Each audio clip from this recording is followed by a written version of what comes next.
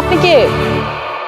হ্যাঁ হ্যাঁ, অনিক তো তার সন্তানের কান্নার আওয়াজ শুনে সামনে যায় এবং তার সন্তানকে কোলে নেওয়া মাত্রই তো পালক মা এসে অনিকের কাছ থেকে অনিকের সন্তানকে ছিনিয়ে নেয়। শুধু তাই না, এদিকে তো রাতুল নতুন প্ল্যান করলো মিগলার অ্যাসিস্ট্যান্ট এক মেয়েকে বানিয়ে তো মিগলার আশেপাশে সবকিছু খবর নিবে এবং সেই সাথে মিগলাকে একদম পথের ফকির বানিয়ে দিবে। তাই ভিডিওটির মূল টপিকে ফিরে যাওয়ার আগে আপনারা যারা এখনো চ্যানেলটিকে সাবস্ক্রাইব করেন নাই তারা অবশ্যই গাইস নিজের ভাই মনে করে চ্যানেলটিকে সাবস্ক্রাইব করে দিবেন এবং সেই সাথে ভিডিওটা লাইক করে দেখতে থাকুন। ছবি হওয়ার গরিব ঘরের রাজপুত্র নাটকের 40তম পর্বের শুরুর দিকে আপনারা দেখতে পারবেন যে অনিক তো তার ছেলের কান্নার আওয়াজ শোনার কারণে তার মনের মধ্যে একটা টান হয় এবং সেই সাথে তার ছেলের সামনে গিয়ে তাকে কোলে নেওয়া মাত্রই তো অনিক তৃপ্তি পায়। কিন্তু ঠিক সেই মুহূর্তে তো অনিকের ছেলের পালক মা এসে অনিকের হাত থেকে বাচ্চাটিকে ছিনিয়ে নেয়, যার কারণে অনিক তো মনে মনে ভাবতে লাগবে এই বাচ্চাটিকে কোলে নিয়ে আমার কেন আমার এমন অনুভূতি হলো, আমার বাচ্চাটি থাকলেও হয়তো বা এমনটা হতো, বিধাতা আমাকে এমন পরিস্থিতিতে না ফেলাতেও পারতেন। অনিক তখন এসব বলে ওখান থেকে চলে যাবে এবং এর পরের দৃশ্যে আপনারা দেখতে পারবেন রাতুল তো বুদ্ধি করে একটি মেয়েকে মিগলার অ্যাসিস্ট্যান্ট বানিয়েছে এবং সেই সাথে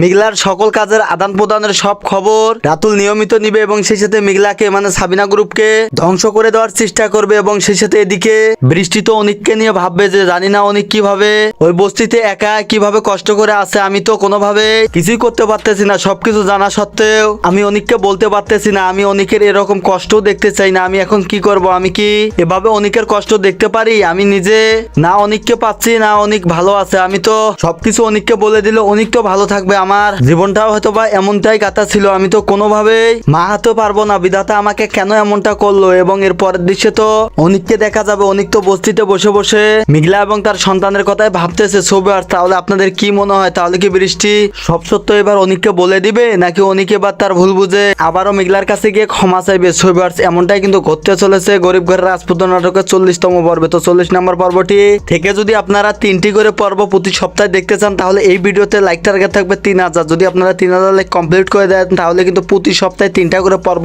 আপলোড করে দেওয়া হবে, আপনারা কিন্তু দেখে নিতে পারবেন। সো ভিউয়ার্স, আশা করি সবকিছু বুঝতে পারছেন এবং আজকের ভিডিওর আপডেট এ পর্যন্তই ছিল। ভালো থাকবেন, সুস্থ থাকবেন, দেখা হচ্ছে পরবর্তী কোনো ভিডিওর আপডেট নিয়ে।